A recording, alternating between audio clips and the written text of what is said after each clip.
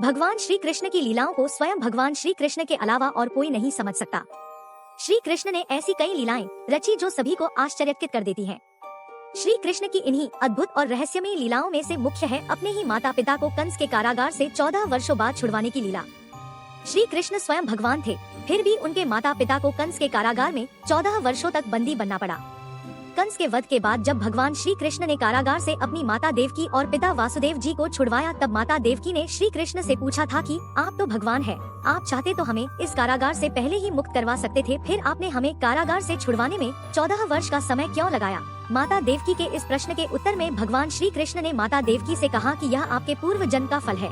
पूर्व जन्म में आप अयोध्या के राजा दशरथ की तीसरी पत्नी माता केकी थी और मैं राजा दशरथ और माता कौशल्या का पुत्र श्री राम था।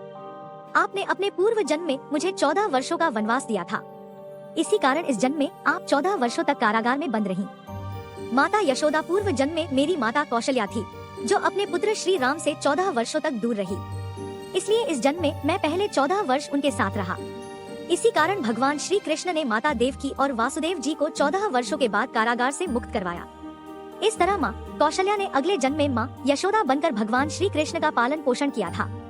भगवान श्री कृष्ण ने कभी माखन लाल, उखल बंधन कर, गोचारण, गोवर्धन धारण आदि रासलीला कर अनेक लीलाओं से माँ यशोदा को सुख प्रदान किया।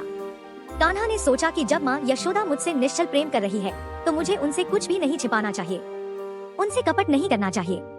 एक बार की बात है कि भगवान श्री कृष्ण ने मिट्टी को अपने मुख में पख लिया था, जो माँ यशोदा ने देख लिया था। तब उन्होंने कान्हा को कहा कि कान्हा अपना मुख खोलो। जब भगवान श्री कृष्ण ने अपना मुख खोला तो हैरान होकर बेहोश हो गई।